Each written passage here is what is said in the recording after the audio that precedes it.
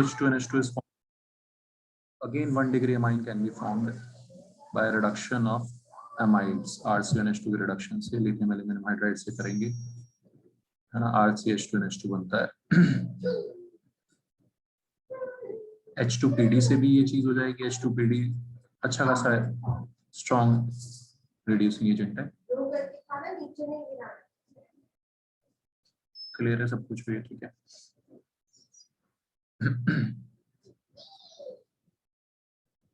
तो 10HCl वगैरह उतना इफेक्टिव नहीं रहते यहाँ पे जितना ये RCONH2 lithium aluminium hydride H2PD और ये।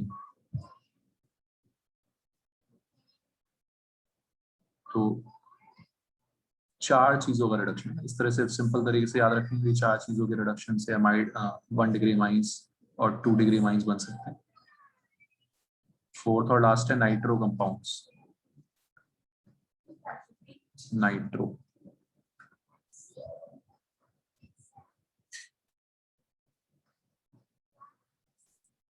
अगेन यहाँ पे 10HCl आयरन HCl काफी इफेक्टिव रहता है।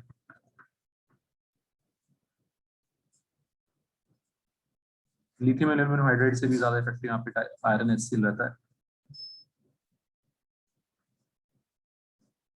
H2PD नॉट इफेक्टिव, बस ये और लिथियम एल्यूमिनियम हाइड्राइड हो जाता है, लेकिन iron HCl is most effective. तो कन्वर्जन आएगा आपको नाइट्रोबेंजीन को एनिलीन में कन्वर्ट करने के लिए। नाइट्रोबेंजीन को एनिलीन में कन्वर्ट करना काफी यूज होगा कन्वर्जन्स में, तो ध्यान रखना है। क्या? Iron HCl, metal H+। 4 चीजों का रिडक्शन से बनता है 1 डिग्री अमाइन। 3 से 1 डिग्री बन रहा है और 1 से बन रहा है 2 डिग्री अमाइन नाइट्राइल से, सॉरी आइसोनाइट्राइल से।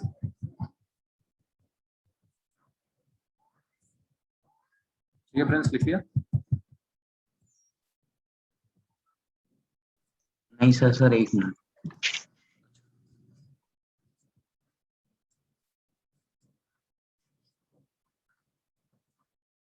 फिफ्थ है बच्चों Gabriel phthalimide synthesis. Gabriel phthalimide synthesis.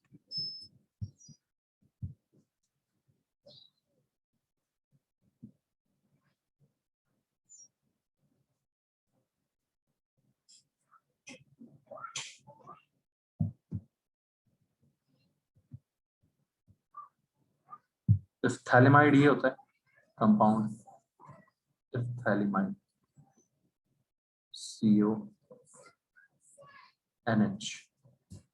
This compound is known as इफ्थैलेमाइड।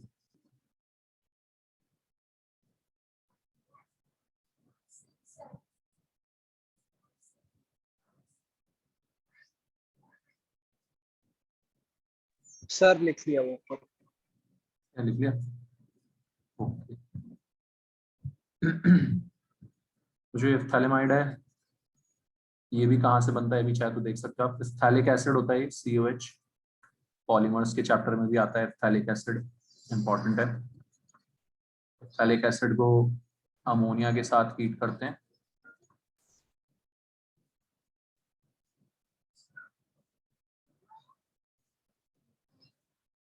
Ammonia के साथ हीट करने पे हमने पढ़ा है पिछले चैप्टर में CONH2, है ना, सिर्फ हीट करने पे CONH2 आता है।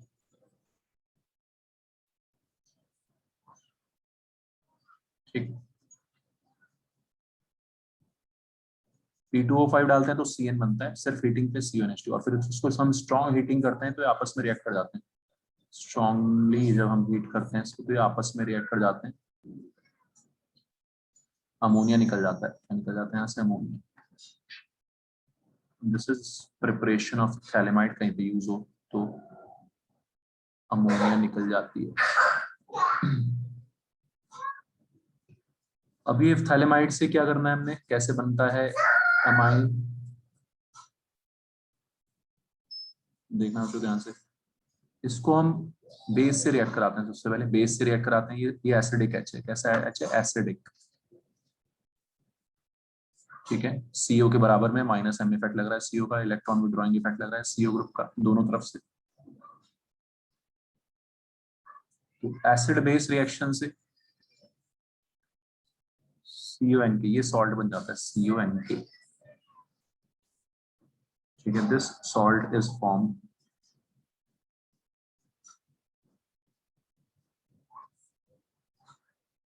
ठीक है।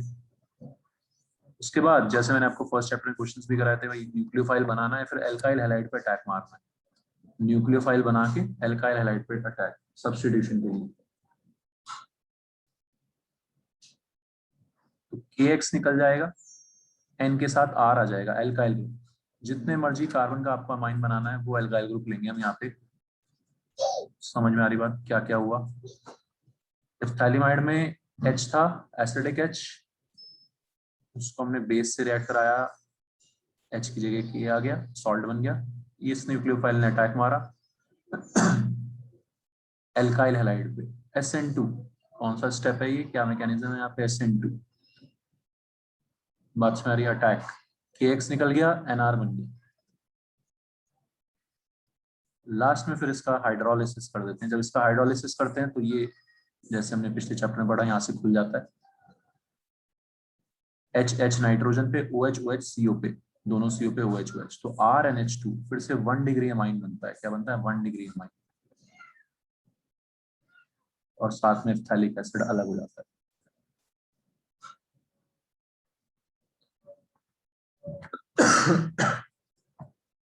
सो अगेन गैब्रियल एफ्थैलेमाइड से हम क्या बना सकते हैं? 1 degree amine can be prepared.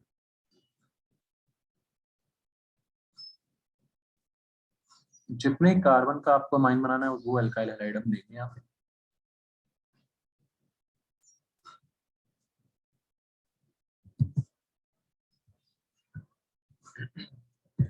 Clear है बात सबको ये? ठीक है। तो इसकी लिमिटेशंस क्या क्या है? एक तो लिमिटेशंस इस रिएक्शन की, only 1 degree amine can be prepared.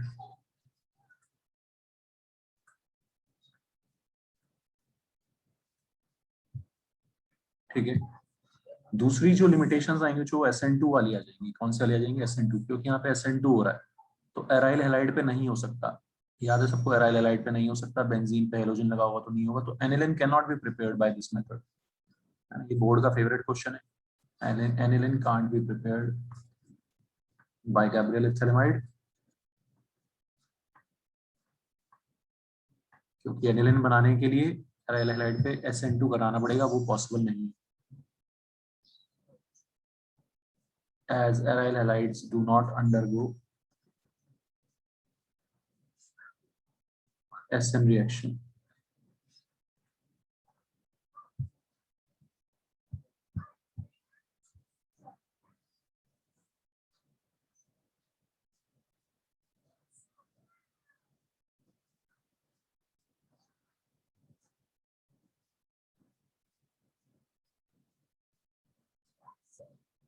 ठीक है।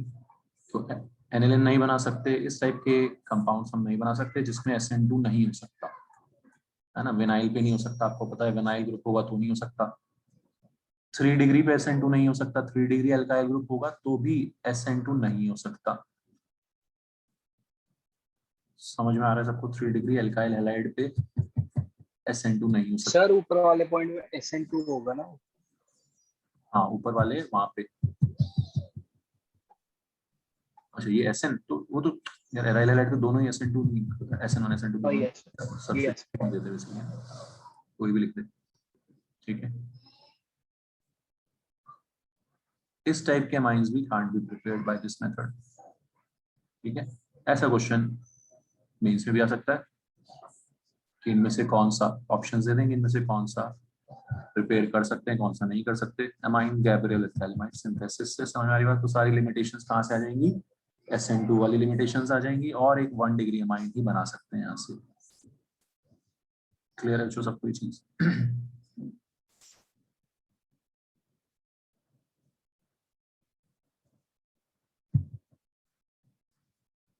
समझ में आ गया सबको ये, है ना? तो पहले 4 रिडक्शन है, बहुत आसान आसान सी रिएक्शन है। दूसरा फिर पहले 4 रिडक्शंस के बाद अगला रिएक्शन था ये हमारा, कौन सा? Gabriel phthalimide synthesis. Next reaction. Sir 1 minute हल्का ऊपर कर। हाँ ठीक है अरुण।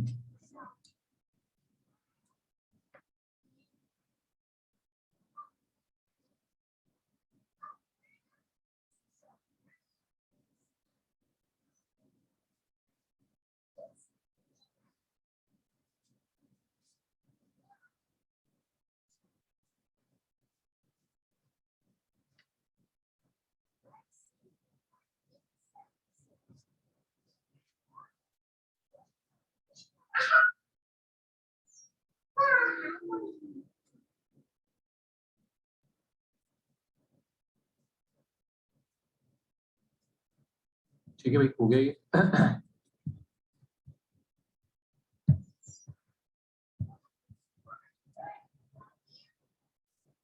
नेक्स्ट रिएक्शन है show Hoffmann bromamide. Again important reaction, Hoffmann bromamide degradation reaction. बड़ा सा नाम है इसका, हॉफमैन ब्रोमोमाइड डिग्रेडेशन रिएक्शन।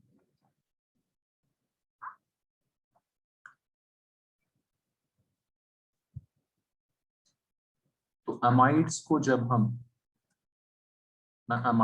हम ब्रोमीन KOH के साथ रिएक्ट कराते हैं, ब्रोमोमाइड रिएक्शन है, ब्रोमीन तो होना ही है, ब्रोमीन और बेस के साथ रिएक्ट कराते हैं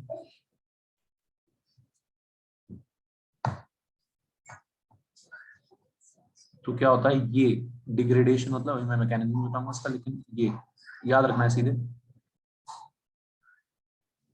एक कार्बन कम हो जाता है, ये वाला एक कार्बन CO2 बन के निकल जाता है। ठीक है, CO2 की फॉर्म में निकल जाता है।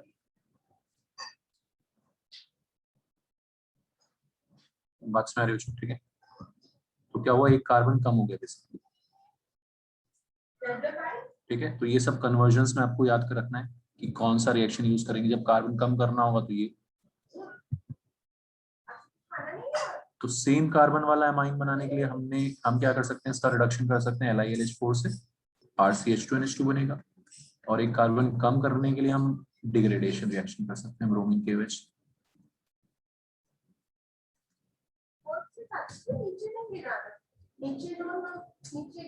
क्लियर है चीज?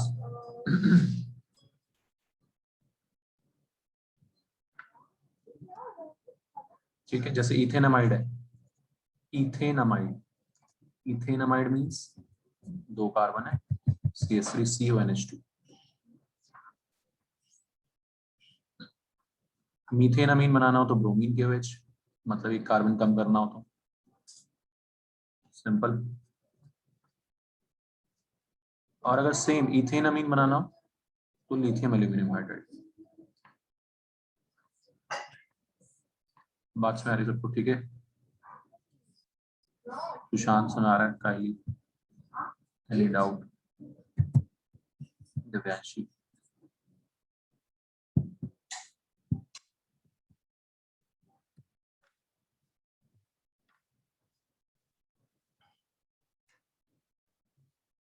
तो ब्रोमीन KOH से एक कार्बन कम हो जाता है। कैसे होता है, थोड़ा सा इसका अजीब सा मैकेनिज्म है वैसे तो, बट ब्रोमीन KOH आपको याद रखना है वही COCH3 हेलो फॉर्म रिएक्शन वाली मैकेनिज्म, वो है रिएजेंट है। कौन से वाले रिएजेंट है? हेलो फॉर्म रिएक्शन वाली। तो कहीं पे अगर NaOBr लिखा हो, KOBr लिखा हो, तो वो भी रिएजेंट, उस रिएजेंट से भी ये रिएक्शन हो जाएगी, उस रिएजेंट से भी ये रिएक्शन हो जाएगी। समझ आ रहा है? जैसे हमने हेलो फॉर्म के लिए लिखा था वैसे ही KOBr NaOBr, sodium hypobromide, potassium hypobromide.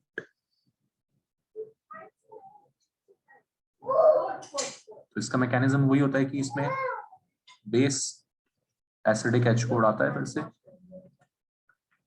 ये बेस इस H कोड आता है,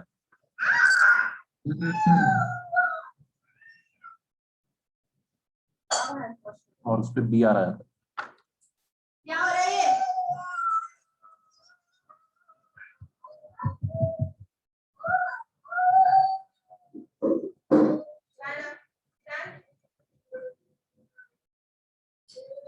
फिर दूसरा H जाएगा,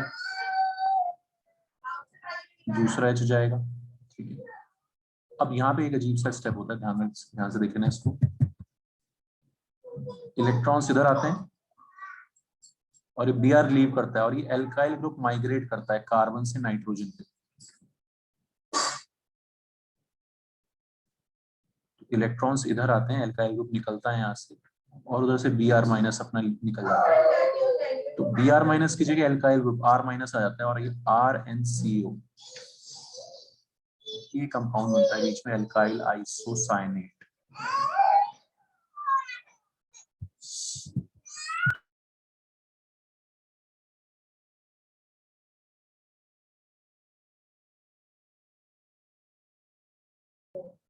So alkyl isocyanate is formed in between। इसका जब हाइड्रोलिसिस करते हैं, ठीक है, मैकेनिज्म की जरूरत नहीं है, मैंने पहले बता दिया आपको, सीधे सीधे याद रखो, बीच से CO2 निकल जाएगा, ये वाला कार्बन गायब हो जाएगा। समझ में आ रही बात सबको? ठीक है, सो CO2 will leave, CO2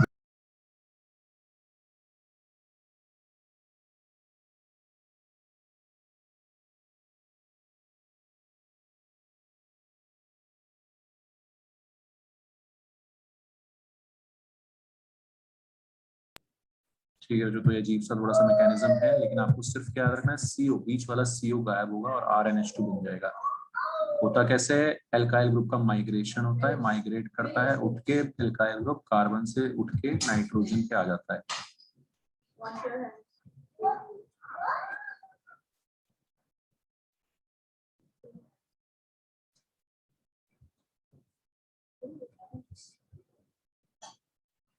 ठीक है, तो 6 प्रिपरेशन हो गए, लेकिन इसमें से 4 सिर्फ क्या थे, रिडक्शन, और उसके बाद 2 इंपॉर्टेंट रिएक्शन है, गैब्रियल एथैलेमाइड और हॉफमैन ब्रोमाइड।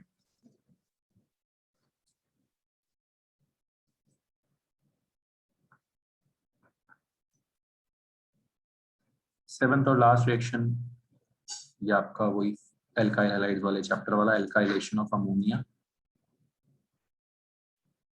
अमोनिया को जब रिएक्ट कराते हैं एल्काइल हैलाइड से,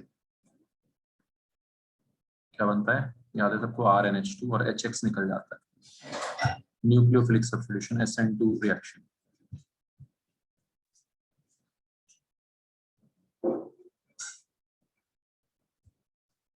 ये बहुत अच्छा मेथड नहीं है, क्योंकि ये चेन रिएक्शन चल जाती है। क्या चल जाती है, चेन रिएक्शन। ठीक है, एक बना, इसने दूसरे पे अटैक किया, 2 डिग्री बना, फिर HX निकल गया, पहले 1 डिग्री बना, फिर 2 डिग्री अमाइन बना, फिर RX पे अटैक, 3 डिग्री अमाइन। कंट्रोल नहीं कर सकते इसको। आपको क्वेश्चन में गिवन होगा कि 1 इक्विवेलेंट मतलब समझ जाना एक बार कराना है, 2 इक्विवेलेंट समझ जाना 2 बार कराना है। क्वेश्चन में ये सब दे सकते हैं, लेकिन वैसे हम प्रैक्टिकली जब इसको कराते हैं तो उसको हम रिएक्शन को कंट्रोल नहीं कर सकते। एल्काइलेशन ऑफ अमोनिया, मतलब अमोनिया पे एल्काइल ग्रुप आ रहे हैं, H की जगह एल्काइल ग्रुप आ रहे हैं। और एक और लास्ट में quaternary ammonium salt, 4 degree ammonium salt पे जाके रिएक्शन रुकती है।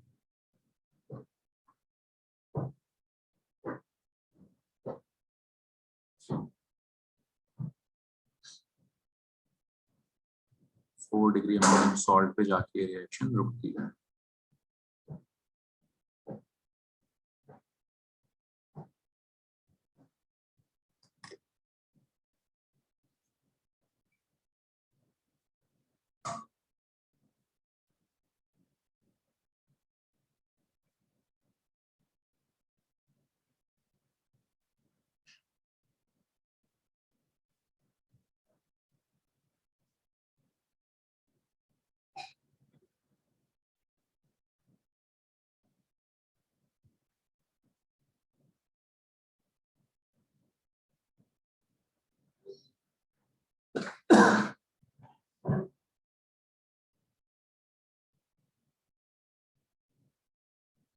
फिर बच्चों तो ये सारी होगी इसकी प्रिपरेशन, अमाइंस की 7 प्रिपरेशन रिएक्शंस हैं। आउट ऑफ विच पहली 4 तो सीधे सीधे क्या थी, रिडक्शन। ओके,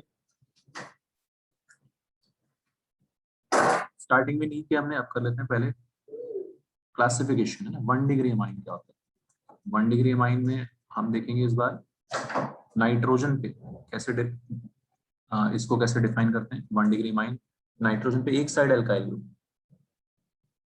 और 2 साइड हाइड्रोजन, है ना। ऑब्वियसली नाइट्रोजन के 3 बॉन्ड होंगे, 2 हाइड्रोजन होंगे, मतलब 3 बॉन्ड होंगे। तो अगर एक साइड कार्बन है तो 2 हाइड्रोजन होंगे। NH2 है मतलब 1 डिग्री अमाइन है।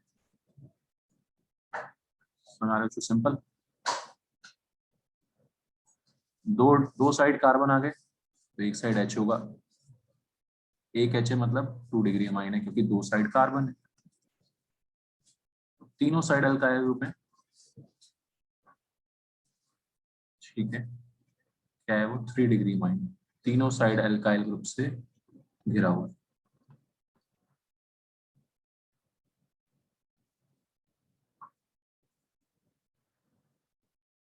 ये कौन सा अमाइन है? कंफ्यूज नहीं होना, ये 1 डिग्री अमाइन है। कौन सा अमाइन है? 1 डिग्री, है ना। एल्काइल ग्रुप 3 डिग्री होगा लेकिन ये अमाइन 1 डिग्री।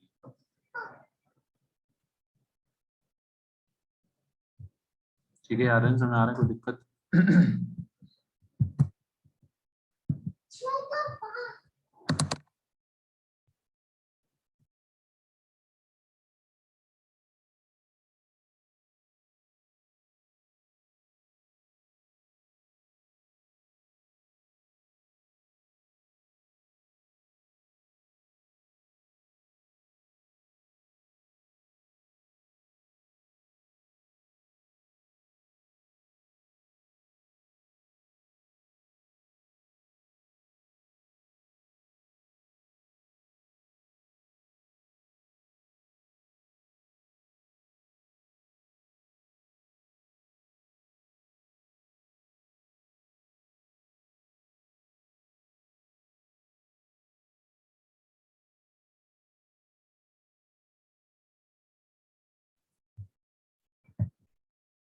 ये भी 1 डिग्री अमाइन है। समझ आ गया सबको? 1 डिग्री अमाइन क्या होता है, 2 डिग्री अमाइन क्या होता है। इनका नोमेनक्लेचर भी देख लेते हैं यहाँ पे, क्योंकि 2 डिग्री अमाइन और 3 डिग्री अमाइन का थोड़ा अलग तरह से होता है नोमेनक्लेचर। 11 का याद भी नहीं होगा आप लोगों को। तो मीथेन अमाइन, है ना। कार्बन कितने हैं अमाइन लास्ट में? मीथेन अमाइन 2 कार्बन, तो इथेन अमाइन।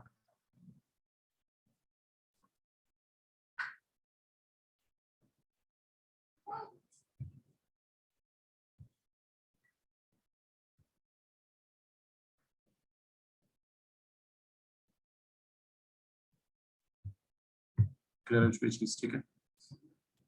अच्छा, अब देखना इसमें अगर हम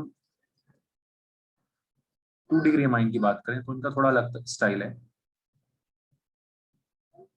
तो आपको देखना है कि कैसे करना है इसका नोमेनक्लेचर। ये इथेन अमाइन था, इसमें H की जगह CH3 आ गया, H की जगह क्या आ गया? CH3, ठीक है। तो हम इसमें इस तरह से स्टाइल से, इस स्टाइल से लिखते हैं कि N पे सब्स्टिट्यूशन है मिथाइल का, N मिथाइल इथेन अमाइन। हाँ जी, समझ आ रहा है सब? ठीक है। ये थोड़ा अलग स्टाइल से 2 डिग्री का नोमेनक्लेचर करते हैं। N मिथाइल मतलब N पे substitution, substitution is on nitrogen. किसका सब्स्टिट्यूशन है? मिथाइल का। क्लियर है बच्चों ये? ठीक है। तो ये इस तरह से बेसिक 2 डिग्री 3 डिग्री वालों का आपको नोमेनक्लेचर करना है। N मिथाइल इथेन अमाइन, है ना। तो मेन नाम, ज्यादा कार्बन वाले को मेन नेम दे देंगे, ज्यादा कार्बन वाले को मेन नेम दे दिया, और फिर देखा कि मिथाइल ग्रुप का सब्स्टिट्यूशन है उस पर। अंडरस्टूड? ठीक है आर्यन, तुम्हारी बात? Friends, any doubt? तो इस तरह से हमने करना है।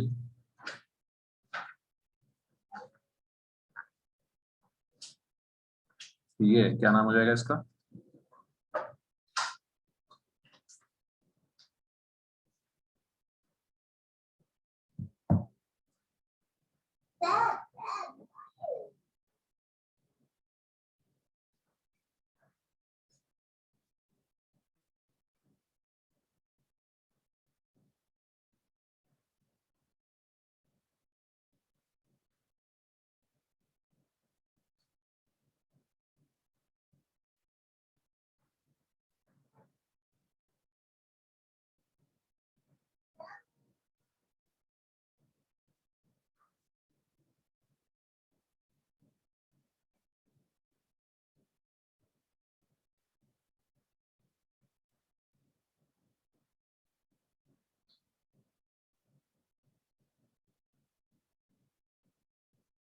एन इथाइल प्रोपेनामाइन है ना, बड़े वाले ज्यादा कार्बन जहाँ पे 3, प्रोपेनामाइन मेन नेम हो गया, एन पे इथाइल ग्रुप।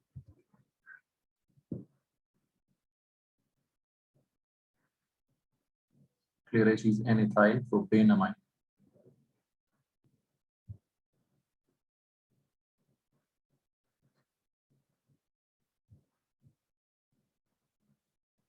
थ्री डिग्री में क्या करते हैं,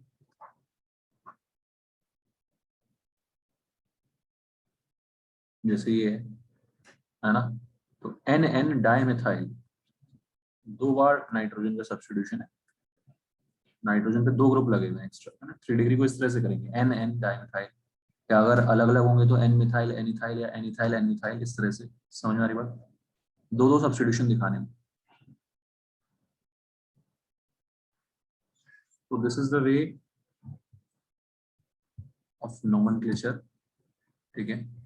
एन एन डाइमेथाइल इथेनामीन, मतलब एन पे 2 मिथाइल ग्रुप लगे हुए हैं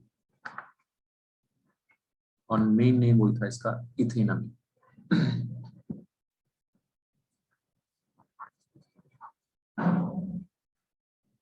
ये नाम लिखो इसका,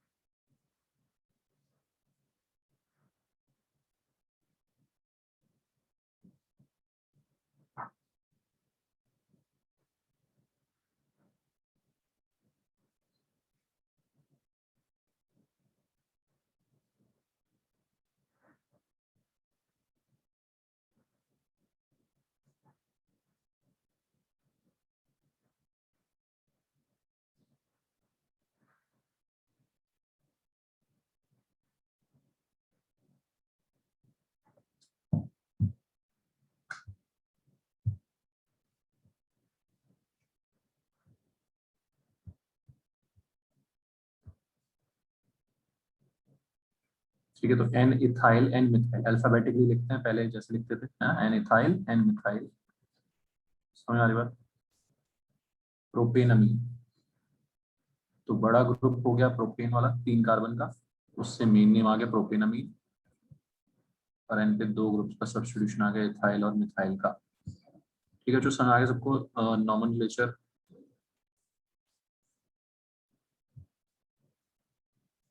1 डिग्री 2 डिग्री और 3 डिग्री माइनस में क्या डिफरेंस है। अच्छा, एमाइड्स में भी यहाँ पे ऐसे ही होता है, सेम चीज है, एमाइड्स पे भी एप्लीकेबल है। जैसे ये है इथेनामाइड, क्या है ये, इथेनामाइड, ठीक है। अब जो सब्स्टिट्यूटेड अमाइड्स होते हैं, क्या होते हैं सब्स्टिट्यूटेड अमाइड्स, NH पे CH3 आ गया, मेन नेम हमेशा यहीं से रहेगा, ये ध्यान रखना। जैसे कार्बोक्सिलिक एसिड में ये ग्रुप इंपॉर्टेंट होता था, मेन यही रहेगा हमेशा। यहाँ पे नंबर ऑफ कार्बन नहीं देखेंगे, भले ये कम हो ज्यादा हो। नाम क्या हो जाएगा इसका, N methyl ethanamide, same, N पे सब्स्टिट्यूशन है, फिर से नाइट्रोजन पे सब्स्टिट्यूशन। समझ आ रहा है बच्चों लॉजिक, ठीक है, आसान है, सोच के बस ऐसे करना है आपको।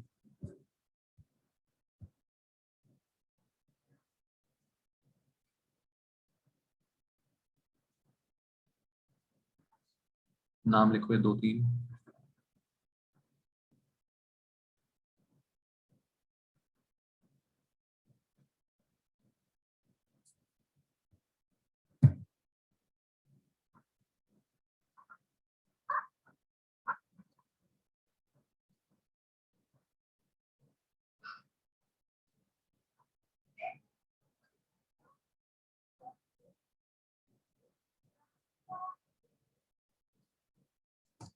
करो एक बार।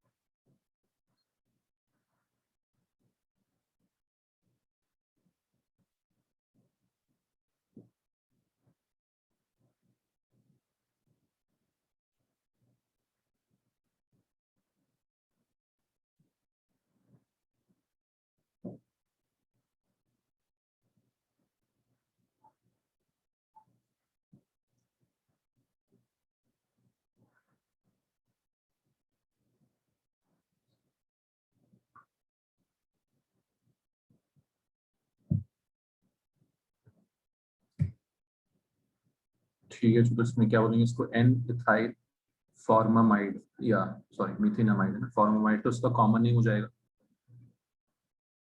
ठीक है, वो याद है आपको क्या था वो, डीएमएफ, डाइमेथाइल फॉर्मामाइड बताया था मैंने आपको, डाइमेथाइल फॉर्मामाइड है ना, तो वो कॉमन नेम था इसका डाइमेथाइल फॉर्मामाइड। ठीक है, और आईयूपीएसी नेम हो जाएगा इसका N N dimethyl, N N dimethyl form sorry methanamide. Formamide is common name, methanamide means एक कार्बन वाला एमाइड। समझ में आ रहा है? तो एन इथाइल मीथेनामाइड, सिंपल। इसमें वही alphabetically N ethyl, N ethyl, methanamide. Carbon किधर भी ज्यादा हो उससे कोई फर्क नहीं पड़ता, ये मेन नेम रहेगा। This will be in the main name, क्योंकि ये मेन फंक्शनल ग्रुप है ना कि ये। ठीक है, मेन फंक्शनल ग्रुप हमेशा ये रहेगा, आरसीओ। तो इसमें भी जो एन ब्यूटाइल प्रोपेनामाइड। समझ आ रहा है सबको? राहुल, मिहिर, मिहिर समझ आ रही बात? Divyanshi, yes yes sir. Devin, Kylie, समझ आ रही बात सबको? पलक, ऋषभ, दृष्टि।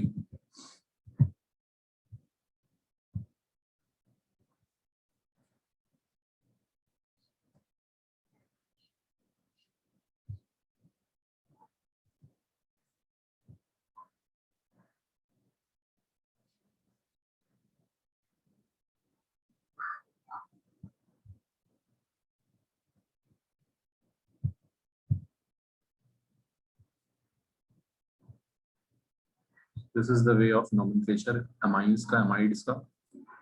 1 degree, 2 degree, 3 degree, substituted amides, इनको बोलते हैं सब्स्टिट्यूटेड अमाइड्स। ठीक है,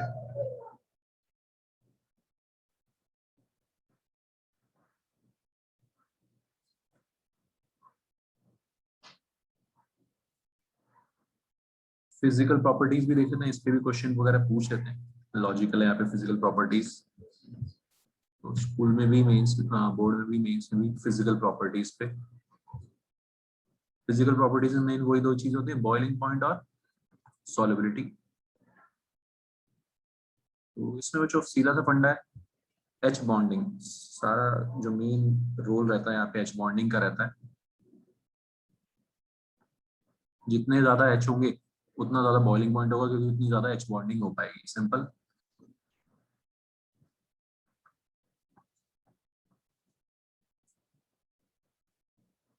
one degree, 2 degree, 3 degree, alkyl group same है, तो आराम से मजे में कंपेयर करेंगे।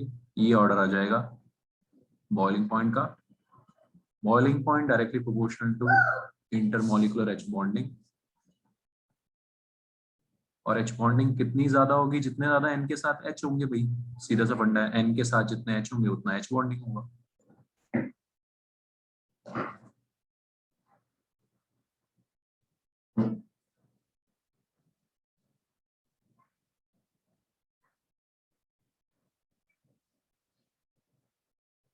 क्लियर है बच्चों, सबको समझ आ रही बात? ठीक है।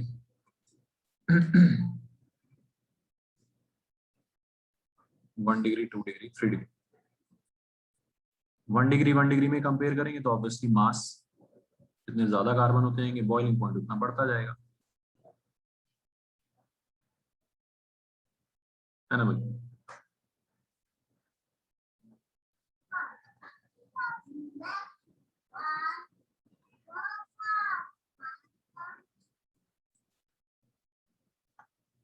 एच बॉन्डिंग सेम है सब में, तो हम मास देखेंगे, मास जिसका ज्यादा उसका बॉइलिंग पॉइंट ज्यादा।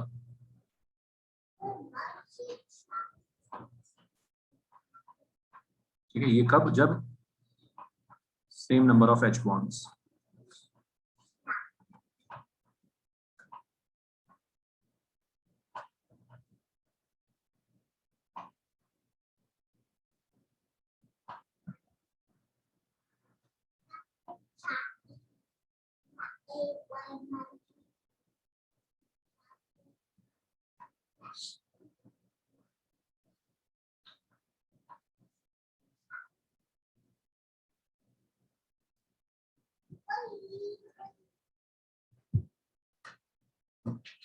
ठीक है, जो समय आ गया सब कुछ। सॉलिबिलिटी में, सॉलिबिलिटी में भी एच बॉन्डिंग इंपॉर्टेंट फैक्टर रहेगा वाटर के साथ। ठीक है, solubility directly proportional to H bonding with water.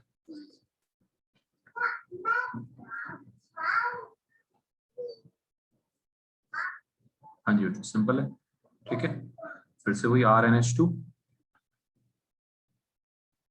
में ज्यादा एच बॉन्ड्स होंगे, 2 डिग्री में कम, 3 डिग्री में और कम।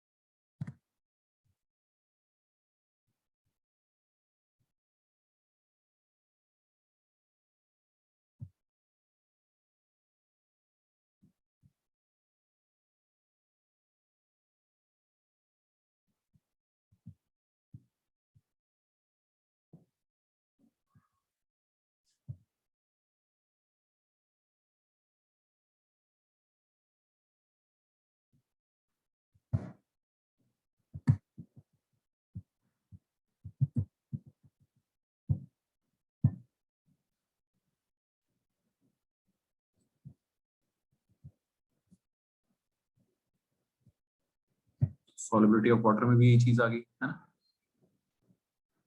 इसमें थोड़ा सा उल्टा हो जाएगा, क्योंकि आपको पता है, क्या पता है, जितने ज्यादा कार्बन होते हैं वो कार्बन क्या होते हैं, हाइड्रोफोबिक, है ना। कार्बन चेन क्या होती है, हाइड्रोफोबिक, सुना ही होगा आपने, है ना भाई? सोप में भी आपने 10th में पढ़ा है, carbon chain is hydrophobic, organic part is hydrophobic. तो उल्टा, जितना ज्यादा कार्बन बढ़ते जाएंगे उतनी सॉलिबिलिटी कम होती जाएगी। solubility decreases with increase in carbon chain length, as it is hydrophobic.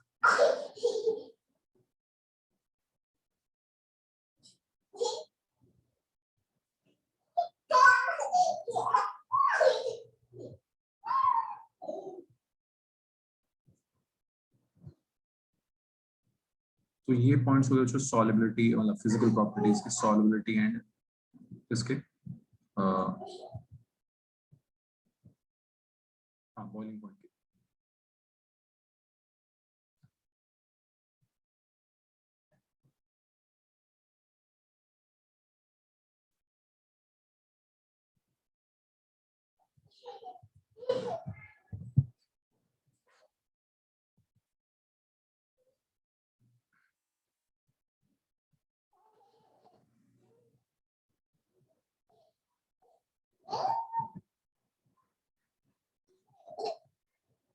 जैसे IUPAC में लिखा हुआ है N methyl ethanamine, methanamine, N N dimethyl methanamine, ठीक है। ये कुछ क्या कॉमन नेम्स हैं, मतलब सॉरी IUPAC नेम्स लिखे हुए हैं यहाँ पे।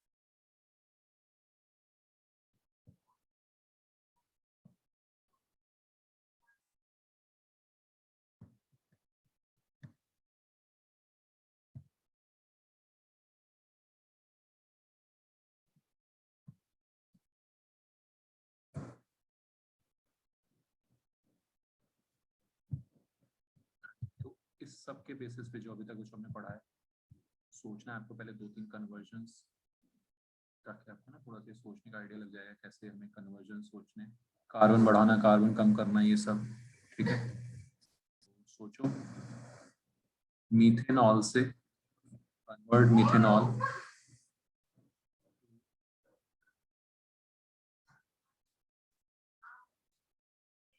इथेनामीन,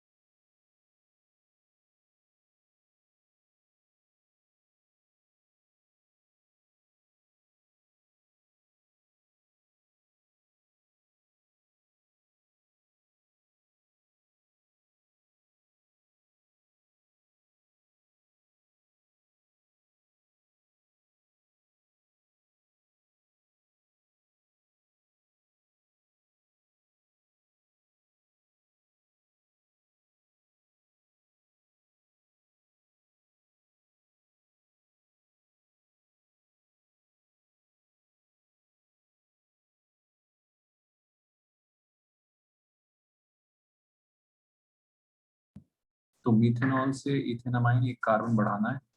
कार्बन बढ़ाने के लिए हमेशा आपको याद रखना है CN लाना है, कुछ भी करके CN लेके आना है ना। तो SOCl2 से CH3Cl क्लोराइड में कन्वर्ट करो, तो क्लोराइड पे हम इजीली CN ला सकते हैं। CH3Cn लेके आएंगे और फिर उसका रिडक्शन कर देंगे LiH4 10HCl किसी से भी, ठीक है। तो बन जाएगा हमारा इथेनामाइन। क्लियर है, समझ आ रही बात, सिंपल है।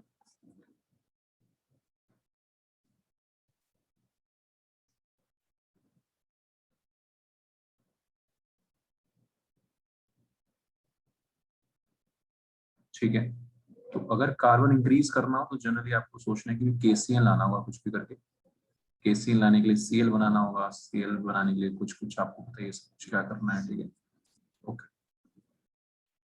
अब उल्टा आप कम करने का सोचना है आपने, इथेनोइक एसिड से मीथेन अमाइन बनाना है।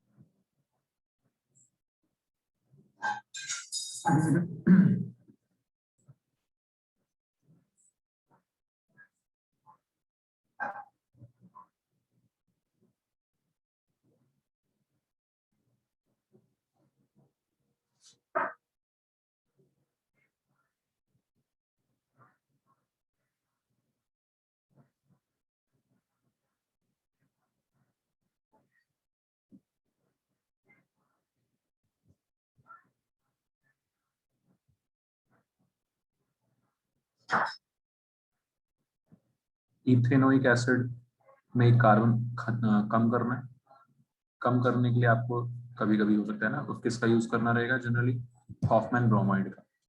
हॉफमैन ब्रोमाइड के लिए इसको अमाइड में कन्वर्ट करना होगा। उसके लिए क्या करते हैं, अमोनिया के साथ हीट करते हैं, सिंपल, पिछले चैप्टर का याद रखना है। अमोनिया के साथ हीट करेंगे तो CH3CuNH2 बनेगा, फिर सिंपली इसको ब्रोमीन KOH, हॉफमैन ब्रोमाइड। कुछ इंपॉर्टेंट कन्वर्जन हैं यूज होंगे यहाँ पे, है ना, कन्वर्जन वगैरह में के क्वेश्चंस आएंगे बोर्ड में भी, तो आपको ये यूज होंगे। और रिएक्शंस याद करने के लिए अच्छा रहता है कन्वर्जन वगैरह के क्वेश्चंस करना। क्लियर है, जो सबको समझ आई बात। आगे बढ़ते हैं फिर, next reactions of amines, reactions.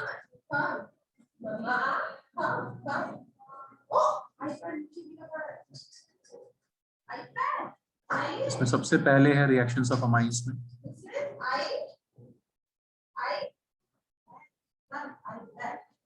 Hinsberg test.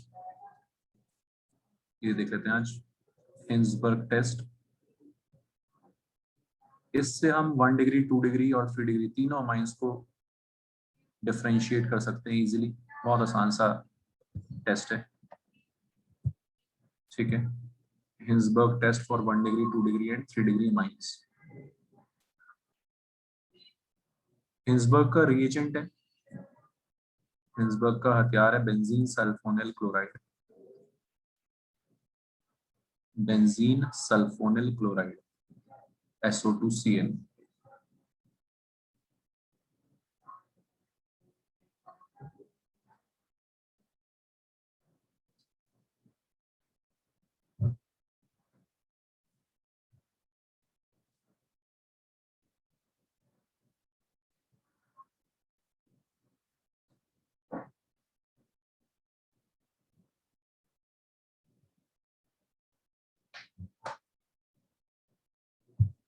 Benzene sulphonyl chloride, ठीक है बच्चों। तो कैसे हम डिफरेंशिएट करते हैं 1 डिग्री 2 डिग्री 3 डिग्री अमाइंस में?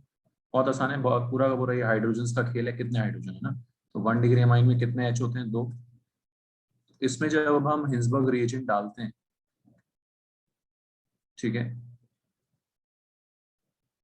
कॉमन सा रिएक्शन है न्यूक्लियोफिलिक सब्स्टिट्यूशन, ये आता है Cl निकल जाता है, ठीक है। तो बेसिकली HCl निकल जाएगा, एक H चला जाएगा यहाँ पे HCl की फॉर्म में।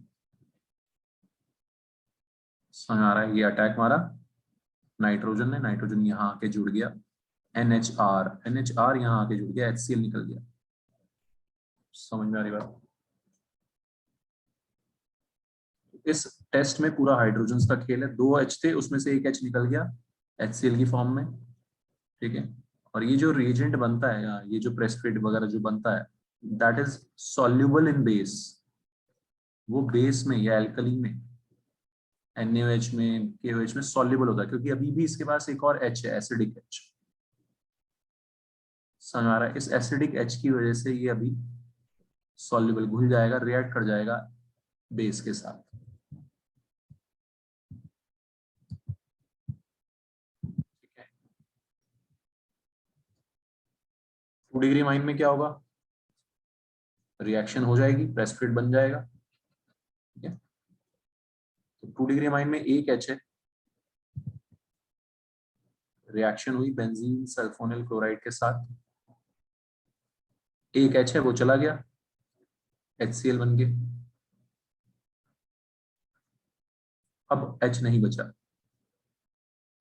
अब जो प्रेसिपिटेट बनेगा दैट विल बी क्या? इनसॉल्युबल इन एल्कली या बेस। समझ आ रहा है डिफरेंस? इनसॉल्युबल इन एल्कली और बेस।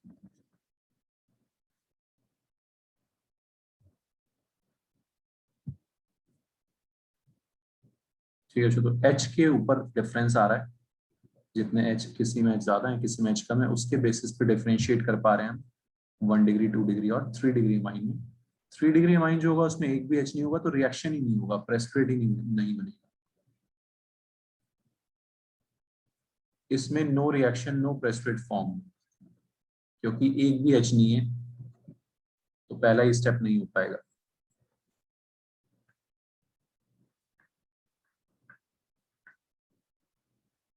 तो बहुत इजी सा डिफरेंशिएशन है तीनों अमाइंस में। H का खेल है, सिर्फ 1 डिग्री अमाइन में 2 H होंगे, तो रिएक्शन करेगा, प्रेसिपिटेट बनेगा, उसमें एक और H होगा, वो फिर सॉल्युबल हो जाएगा बेस में। 2 डिग्री अमाइन में रिएक्ट करेगा 2 डिग्री अमाइन हिंसबर्ग रिएजेंट के साथ। क्लियर है? फिर जो प्रेसिपिटेट बनेगा वो इस बार इनसॉल्युबल आएगा, वो इस अब की बार जो प्रेसिपिटेट बना है वो इनसॉल्युबल आएगा, पिछली बार जो प्रेसिपिटेट बना था वो सॉल्युबल था।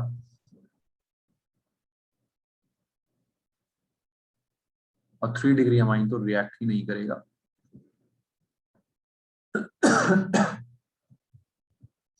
3 degree amine will not react.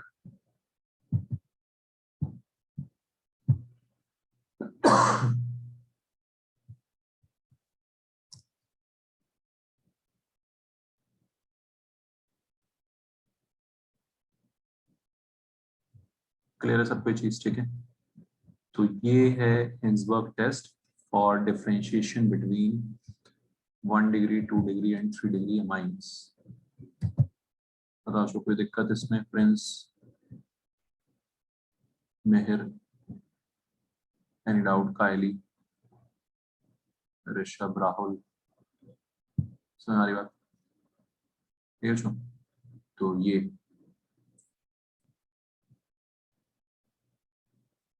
याद कर लो ये सब इतना, ठीक है। फिर हम मैं आज फिर से अभी रिएक्शन है ना, मैं अभी फिर से क्लास को जल्दी छोड़ूंगा क्योंकि यार ये पता नहीं क्या हुआ, ये नेट में 3-4 बच्चे उड़ गए, दिव्यांशी उड़ गई है, दृष्टि उड़ गई है, नेट कुछ और 2-3 का तो पहले ही नहीं आया, शायद लिंक विंक नहीं मिला उस वजह से नहीं है, क्या चक्कर है। ठीक है, तो विनीत उड़ गया है, 3-4 अभी उड़ गए देखते देखते ही। दिव्यांशी का नेट गड़बड़ हुआ होगा, केविन चला गया है ना, 4 बच्चे गायब हो गए, बाप रे। ठीक है, चलो ठीक है बच्चों, तो ये हम इसको यहाँ पे रोकते हैं। तो समझ आ गया सबको, तो आसान सा चैप्टर है बहुत। पहले प्रिपरेशन थे कुछ, ठीक है, कितने प्रिपरेशन थे, कुछ 7 के आसपास प्रिपरेशन आए हैं। फिर हमने देखी फिजिकल प्रॉपर्टीज देख लिया, नोमेनक्लेचर देख लिया है ना, ये सारी चीजें देखी हमने। और आसान सा चैप्टर है, कुछ खास बहुत ज्यादा है नहीं इसमें। एंडिंग ऑफ ऑर्गेनिक केमिस्ट्री, ठीक है बच्चों, ओके चलो, बाय एवरीवन।